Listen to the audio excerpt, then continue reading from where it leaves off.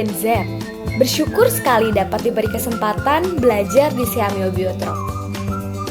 Mungkin hal ini tidak dapat diperoleh oleh semua kalangan teman seusia saya. Dan menurut saya, ini merupakan sebuah privilege untuk saya bisa berkembang dan merupakan bekal saya ke depan sebagai seorang generasi yang berilmu, generasi yang visioner, generasi yang memiliki life skill. Kesempatan ini telah mengajarkan saya betapa pentingnya meningkatkan life skill. Kemampuan yang tidak hanya berguna untuk diri sendiri, tapi juga berkontribusi bagi masyarakat dan lingkungan. Saya percaya, apa yang saya dapatkan di sini akan menjadi bekal berharga bagi generasi saya.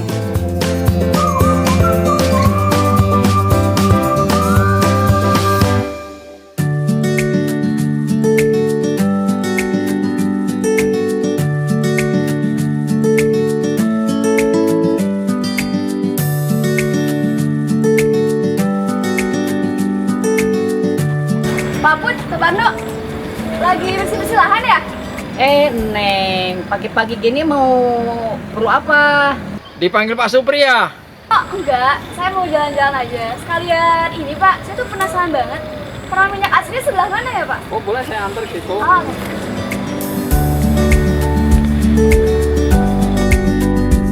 Untuk teman-teman seangkatan dan generasi setelah saya, mari kita terus berusaha untuk mengasah kemampuan diri, memperluas pengetahuan, dan menguatkan karakter kita.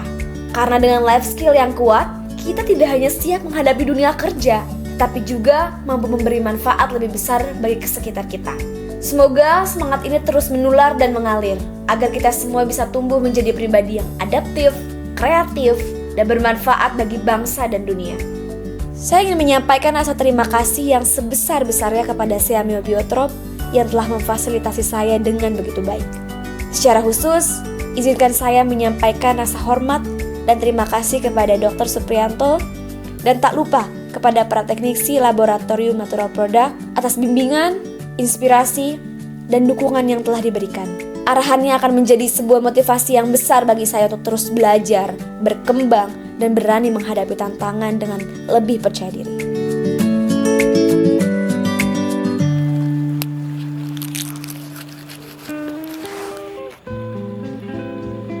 Ini adalah tanaman Clausena anisata, mengandung bahan aktif namanya anitol.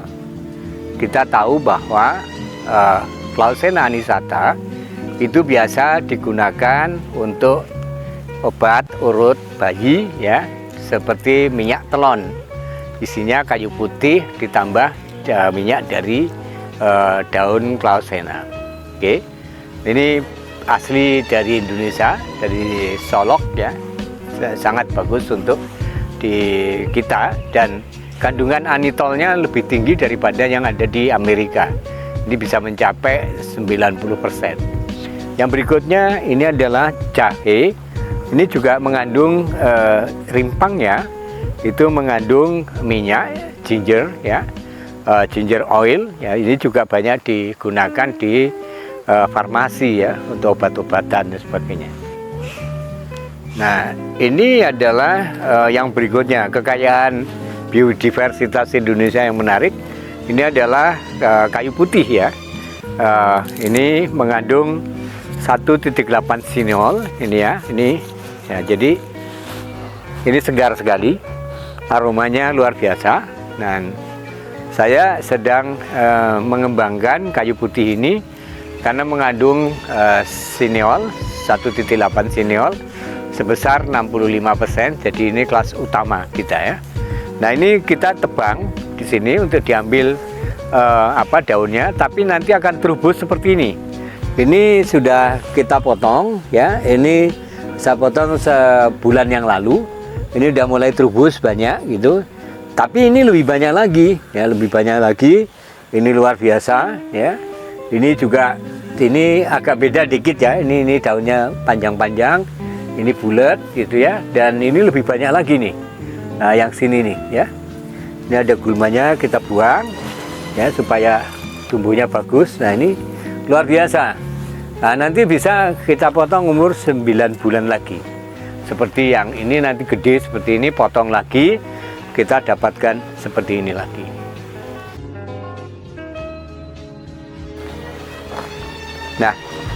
Ini adalah daun tea tree ya. Tea tree ini minyaknya sangat enak sekali dan biasa untuk parfum ya. Ini enak sekali aromanya, sweety ya, aromanya agak sweety gitu. Ini kita destilasi daunnya aja gitu ya. Ini tea tree banyak dikembangkan di Australia, tapi di Indonesia juga bisa. Yang berikutnya adalah kita bisa mengembangkan juga dari daun jeruk ini. Daun jeruk nanti juga didestilasi, kita menghasilkan minyak jeruk ya, bagus juga. Nah, yang berikutnya adalah kita bisa mengembangkan dari bunga ini kenanga ya. Nah, ini kenanga nih, ini bagus sekali bunganya ya. Ini juga bisa kita menghasilkan minyak kenanga ya. Dan ini kenanganya bikin pendek itu, dan supaya bisa dihasilkan minyak yang banyak, dan teknik pengunduhannya juga mudah sekali ya. Ini adalah bahan yang lain, nilam. Nah, ya. Nilam ini yang biru, ini adalah nilam dari Aceh ya. Dan ini sekarang lagi naik daun, harganya luar biasa. Tahun ini bisa mencapai 3 juta rupiah per kilo dari minyaknya gitu ya. Dan ini banyak diekspor ke Perancis terutama, dan ini aromanya memang enak sekali ya. Dan ini sebagai fixator untuk parfum, tapi juga banyak digunakan di berbagai dunia industri, termasuk untuk industri rokok dan sebagainya ya. Dan ini banyak juga digunakan untuk parfum, terutama di Perancis ya. Indonesia termasuk yang punya kualitas bagus untuk nilamnya gitu, dan banyak dibutuhkan oleh berbagai negara. Kita pada koleksi selanjutnya yaitu ruku-ruku, dan ini mengandung minyak yang luar biasa. Ini juga bisa, minyaknya dari bunganya juga bisa, dari daunnya juga bisa. Dan ini mengandung yang kita sebut basil oil ya. Ini enak juga, jadi mendekati kemangi tapi agak beda. Ini basil oil ya. Dan ini kita mudah sekali. Ini bisa dikembangkan dari biji, bisa juga dengan cara setek gitu ya. Dan ini banyak dikembangkan dan banyak permintaannya untuk basil oil. Selanjutnya ini adalah tanaman penghasil minyak atsiri yang kita sebut serai wangi. Nah, serai wangi seperti ini sudah berumur 3 tahun, dan ini sudah waktunya untuk dipotong lagi setelah 4 bulan yang lalu dipotong untuk penghasil minyak serai wangi. Nah, ini adalah salah satu contoh dari serai wangi yang siap untuk dipanen dan diperlakukan untuk didestilasi.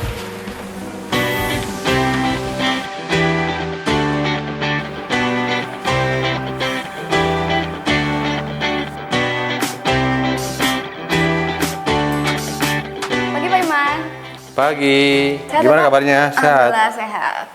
Alhamdulillah. Kegiatan hari ini apa aja? Seperti biasa Pak, destilasi. Terus serai wangi sih Pak. Jadi mohon bantuannya Pak. Oh, siap. Nanti bahan dan alat saya akan siapkan. Makasih Pak.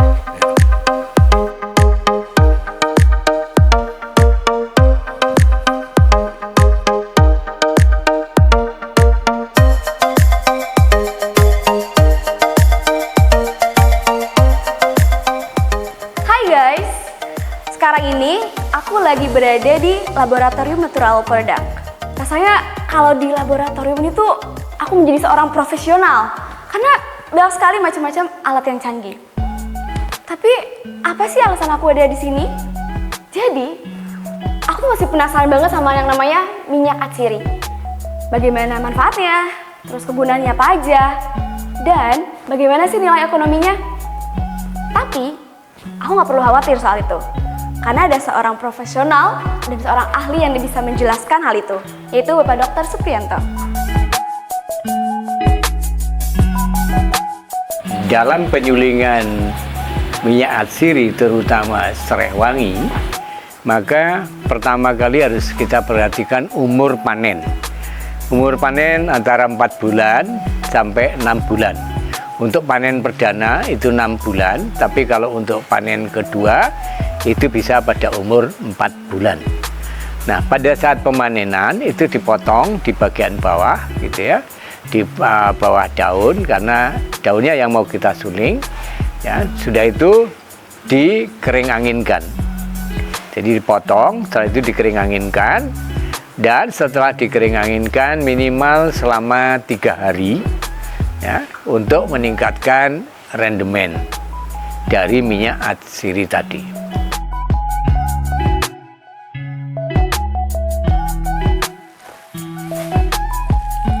Nah, setelah dikeringkan selama 3 hari, kemudian dipotong-potong dan dimasukkan ke dalam alat destilator. Ya, sebelum dilakukan destilasi ditimbang terlebih dahulu bobot dari bahan yang dimasukkan ke dalam destilator. Kita timbang ya, terus kita masukkan, tambahkan air dan kita lakukan proses destilasi.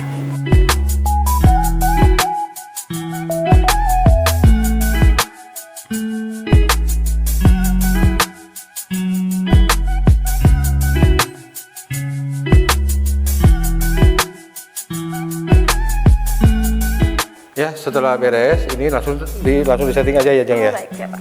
Ya, silakan.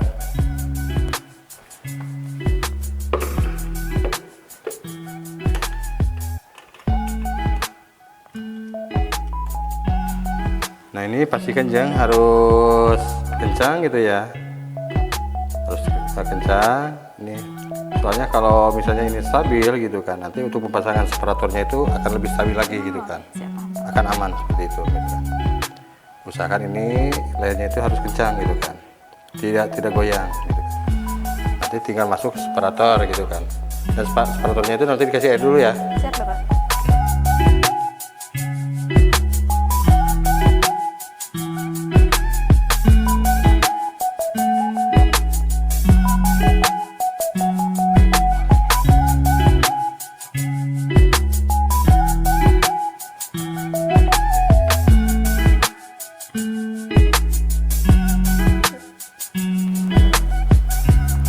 Kalau sudah kelihatan kencang gitu kan, ini kelihatan kokoh apa ini sudah aman. Gitu kan.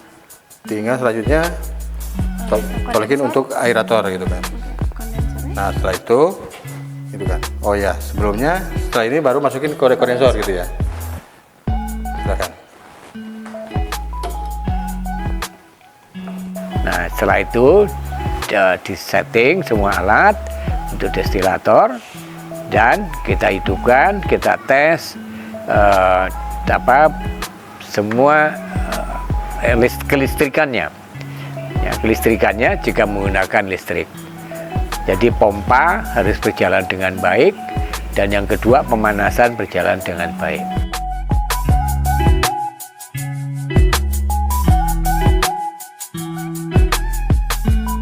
Setelah dipastikan aman untuk sirkulasi korek kondensor gitu kan, baru pemanas dinyalakan gitu kan. Nah, baru merah gitu. Setelah dipastikan pemanas ini aman gitu kan, kita tinggal nunggu aja 15-20 menit untuk mendidihkan airnya seperti itu. Ini biar untuk mengalirkan kandungan minyaknya lewat uap gitu kan. Lewat nanti separator ini gitu kan, dari separator dan terkondensasi nanti di kondensor seperti ini gitu kan. Dari uap nanti akan mencair menjadi minyak dan hidrosol. Biasanya berapa lama, Pak, bisa menguap gitu? Untuk destilasi daun serewangi 4-5 jam. Itu kandungan minyaknya udah selesai habis. Seperti itu.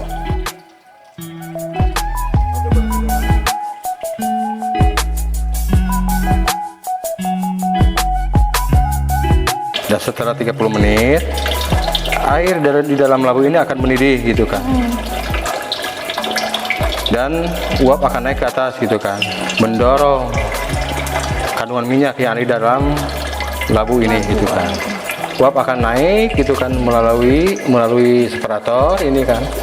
dan naik terus ke dalam kondensor gitu kan. Nah, hingga uap akan terkondensasi di dalam kondensor ini gitu kan, mencair menjadi minyak dan hidrosol. Nah, warna hidrosol ini kan putih kekabutan karena masih banyak kandungan minyaknya seperti itu gitu kan. Nah, setelah 4-5 jam kandungan minyak yang ada di dalam hidrosol ini akan habis gitu kan. Itu berarti kalau sudah bening seperti air, berarti selesai, udah habis kandungan minyaknya gitu kan. Kira-kira hidrosol bisa dimanfaatin ya, Pak? Sangat banyak sekali gitu kan. Yang pertama, bisa untuk alat diffuser, untuk aroma ruangan gitu kan. Dan itu juga untuk mengusir nyamuk, dan bisa juga untuk pembuatan karbol, untuk membersihkan kamar mandi gitu kan, dan mengusir kecoa seperti itu. Hidrosol untuk serai wangi gitu kan, bisa juga untuk pembuatan sabun cair. Soalnya di dalam hidrosol itu aromanya masih sangat kuat. Seharusnya dikasih aroma 5 mili, itu kalau sudah dikasih aroma yang ada di hidrosol itu paling cuman hanya 2 mili gitu kan yang dipakai gitu kan. Jadi bisa lebih ngirit gitu kan, seperti itu. Baik aja. Sekarang kan udah kelihatan gitu kan ciri-ciri, misalnya lama panennya gitu kan. Kita bisa dari waktu 4-5 jam, dan bisa dilihat juga dari warna hidrosol. Kalau warnanya seperti ini gitu kan, udah warna putih seperti air, berarti kandungan minyaknya udah selesai habis. Berarti proses untuk destilasi daun serai wangi ini sudah bisa dipanen gitu kan.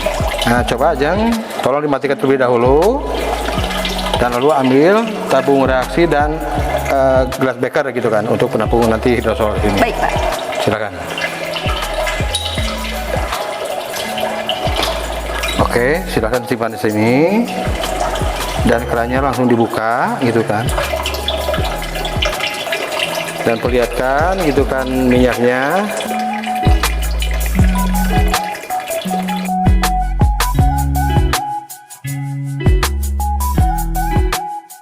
Dan sampai titik ke angka yang ada di separator ini gitu kan, untuk mendapatkan hasil rendemennya seperti itu gitu kan.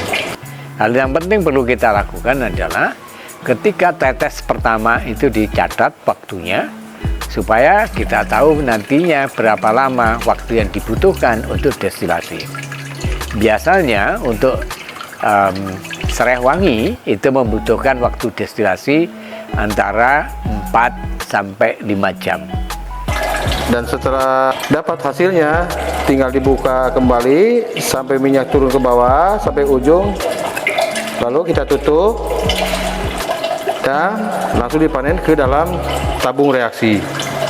Lalu ambil tabung reaksi untuk tempat hasil panen daun serai wangi ini. Nah, kita akan mendapatkan tetes demi tetes minyak atsiri tadi. Setelah itu baru kita ambil, dipanen. Ketika dipanen, sudah itu kita hitung volumenya atau kita hitung beratnya, dan dari berat yang diperoleh kita akan membandingkan dengan bahan baku yang destilasi. Dan setelah masuk ke dalam tabung reaksi, jangan lupa dikasih label dan taruh di tempatnya.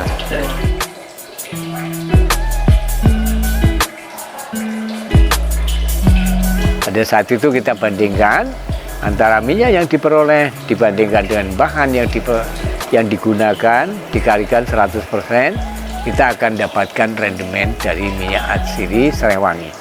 Biasanya antara 0,8% sampai 1,0%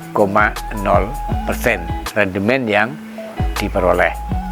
Nah, dari rendemen yang diperoleh, sudah itu dilakukan pemurnian dengan menggunakan kain monel. Kita saring minyaknya sehingga kita akan dapatkan minyak aslinya, ya, tanpa air, ya, tanpa diikutkan air. Atau kita menggunakan bahan lain seperti natrium sulfat, ya, itu juga bisa, karena air yang ada di dalam minyak akan ditarik, nah, oleh natrium sulfat tadi. Nah, selanjutnya kita pisahkan dengan cara menyaring dengan kertas filter atau kertas monel, dan kita akan mendapatkan tetesan dari minyak serai wangi yang murni. Demikian proses penyulingan dari minyak serai wangi.